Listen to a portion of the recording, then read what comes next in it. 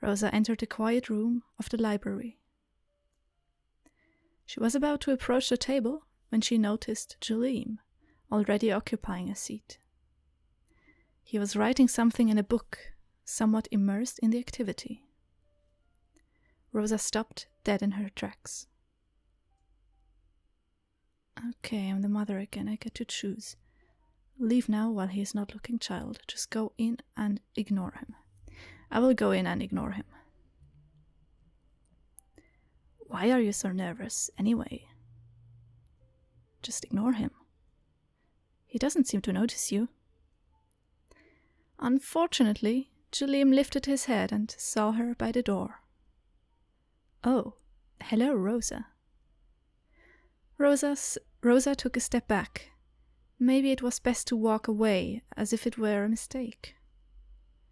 But wouldn't that be rude? He had already seen her, after all. But she had never been alone with him. It was just too awkward. Well, why not just go in? It was going to be fine. They had conversed normally before. Yet, that was because Catherine had been around to disperse her awkwardness. Now I look like an idiot. Jolene watched her pace in front of the door in amusement. Rosa decided to go in.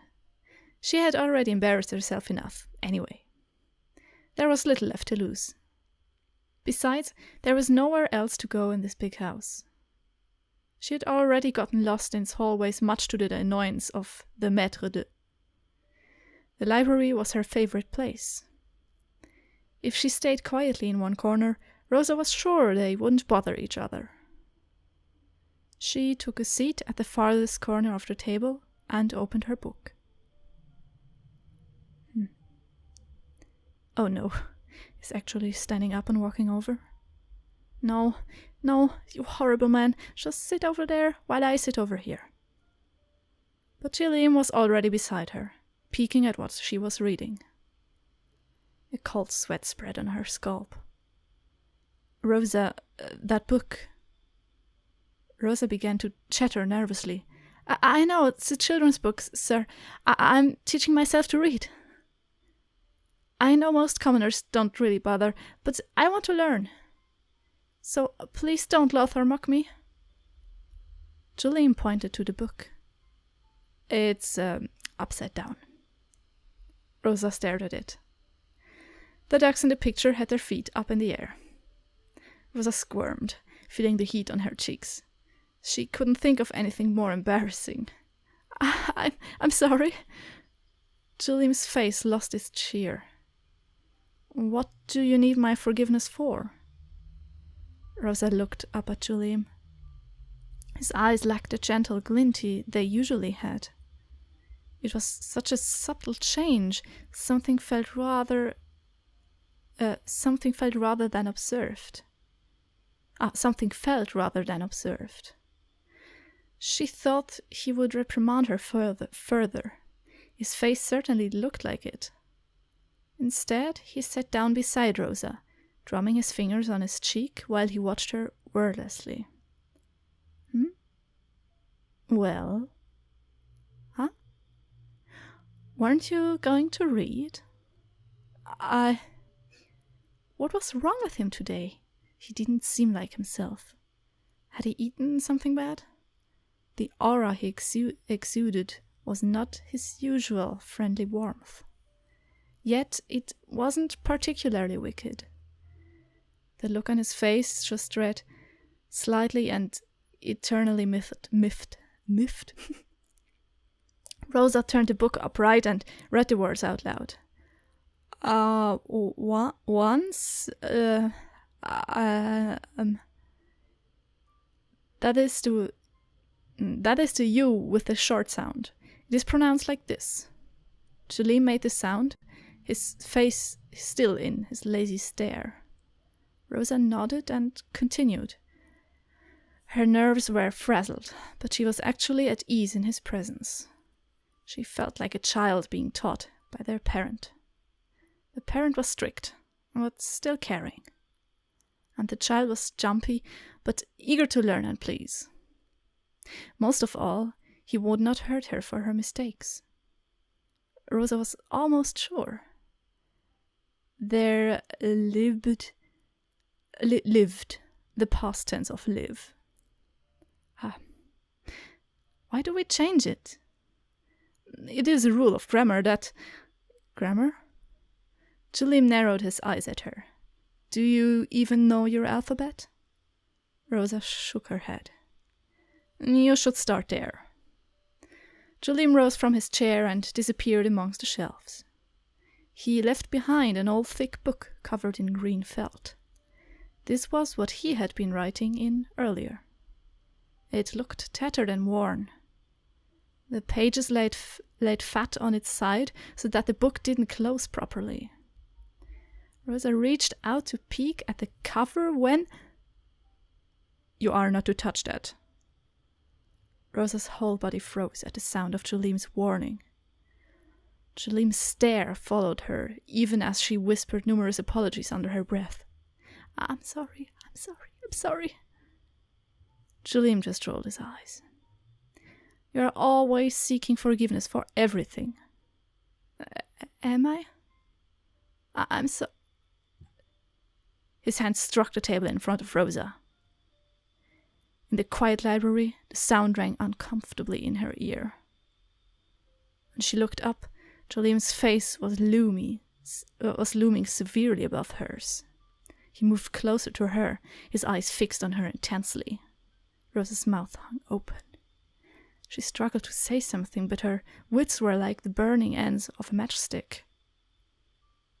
Before she could compose herself, she felt Jolim's hand lift her chin. Rosa's heart thumped loudly inside her chest. Please, don't. Not you, too. She felt his breath on her face, and her heart sank into despair. She shut her eye and prepared herself for the worst, like she always did when... Then she felt her face being turned from side to side. She opened her eye to see Julim studying her face like a textbook. You are a fairly attractive girl. Why do you carry yourself as if it is a slight? He lifted her hair that hid her damaged eye. Rosa clenched her teeth. Is it because you were hurt before? He said it so matter-of-factly, like he was stating that sky was blue. Oh. Is it because you were hurt before? Rosa recoiled from his touch. No. I did that to myself. I wasn't talking about your eye.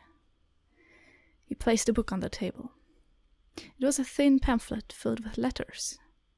There were lines on the book that instructed the user to trace letters with a quill. Rosa wanted to focus on it, but she could feel the truth in the Marquis's words stinging her. It was the way you went limp when I touched you. Next time, I advise you fight back. If you don't want to be touched, then you don't have to be. Do you understand this? But I am weak. Says who? His eyes were humorless. The world cares not for people who think of themselves as victims, Rosa. If you need power, then be powerful. To have it, it is necessary to crush things along the way. Rosa flinched under the weight of his stare. She realized that the polite and courteous Julim was but a facet. It was still him, but it was nothing but an oil portrait, an artwork of his devising. Synthetic, aloof, and irrelevant, it couldn't capture his essence in a few human strokes. Suddenly, Rosa realized he was powerful. Who are you? She caught herself before saying it aloud. You are not Julim. And yet, he spoke to her as if he knew what it was like to hurt and to fear. If you don't start acting like you own yourself, then people will not hesitate to take everything. He laid out the rest of the books he had brought out. One was an activity book for children. It had a picture of a child holding an apple with an arrow stuck in it. Another was a big book of limericks. The other two were thicker books that intimidated her. She would come to know them as Hamlet and Paradise Lost. But the one that caught her eye was an ornately designed book. It had a beautiful red jacket with the delicate gold trimmings lining the corners. The gods and goddesses of Roman mythology. This would be her favorite book, her treasure, and she knew it like love at first sight. These books are yours. Take them with you. Read the thin ones first, and then gradually build your vocabulary with the thicker ones. Rosa ran her hands over the skin of the red book. She opened the cover gingerly, as if carefully unwrapping a present. Thank you. No thanks needed. I simply showed you some books from a portion of the library you were unaware of. You are still so generous, even if you are like this. Like what? That. What? Somewhat irritable. Jalim didn't reply, leaving an awkward silence lingering between them. Then he gave a giant laugh that made Rosa jump out of her skin. I do look damn irritable, don't I? Why? Is it because of Emily? Jalim's eyes drifted away. No. I've always been.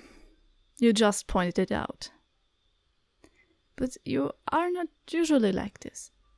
Especially with Catherine and the townspeople. I find it easy to adapt to people, especially to the ones I like. Jalim looked at Rosa as if he had just become aware of her presence. Makes me wonder why I am so stern with you. I'm sorry. Rosa shook her head. I somehow prefer this side of you. Jalim cocked his head to the side. He brought out the green book that Rosa noticed earlier. This is called a journal. When you learn to write, start one. What is it? Something you can use to remember yourself when you've forgotten. Does it work? It used to. Nowadays, not anymore. Oh. The act itself is the only thing I remember. Now, let's start with your vowels. A scream pierced the halls of the chateau. It was Catherine. Jalim sprinted to the door with Rosa not far behind. Back in the piano room, Catherine took a shaky step towards her sister. She wasn't moving at all. Blood dotted the ivory keys. I didn't. It was an accident. Emily. She was overcome with the urge to approach her sister and shake her awake, make sure she was okay, but it was a nasty fall. Emily. Catherine saw the way her sister's head snapped back as it collided with the sharp corner of the piano. She watched it all like a series of photographs in her head. She had to check on her, but her feet refused to move. Instead, she began to retreat into a corner. She didn't even notice her legs were moving until her forehead touched the wall. She didn't want to turn around. Her sister was on the floor. Her eyes were still open, unblinking. It was an accident. It was nothing but an accident. Was it? She pushed first. She got really scary. She strangled me. What? That's absurd. Are you sure? Would she do that? I don't know. I think she did. Catherine touched her throat. It felt fine. That Perrite girl. Emily, is it? She really believes, just because the Marquis took her in, that he's interested in her. Well, she's obsessed with the master. The apple doesn't fall far from the tree. Wasn't her mother a bit, not right in the head? It probably runs in the family. Emily had looked mad. Her eyes had burned with malice for her as she had closed her fingers around Catherine's neck. But she couldn't remember if that had really happened. Sister was always kind to her. She would never ever hurt her, even when they got into fights. Sister loved her. Am I turning mad?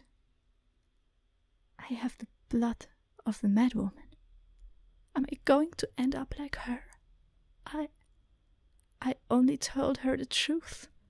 Jolene doesn't care for her, and she doesn't even care for him that much either. It was all just chaff, their relationship. No sense trying to make everyone else miserable, too. But she called me jealous and a cunt. She has never called me a cunt. She said they have decided to send me away. My lessons sent home. The piano replaced. It was for my own good, she said. I don't have to travel here all the time. I can concentrate on my other endeavors. I can make new friends. But I know she just doesn't want me near the chateau or Jolene. She hates it when I catch her with him. Perhaps this morning was the last straw. She hates it, but she also smirks at me when I see them. Like she basks it in. I think I might hate her. Catherine's thoughts ran through her head like a storm. They poured out of her aimlessly. I wonder if the piano is broken. Am I going to pay for it? What will become of us without Sister's wages? And what of Father's medicine? What of my dreams? Sister can't be dead. Sister can't be dead. Catherine brought her fingers to her lips and nibbled on her thumb. She didn't notice this. Her mind was preoccupied. She was in her corner on the wall, biting her fingers. It was a tiny comfort in a rapidly collapsing world.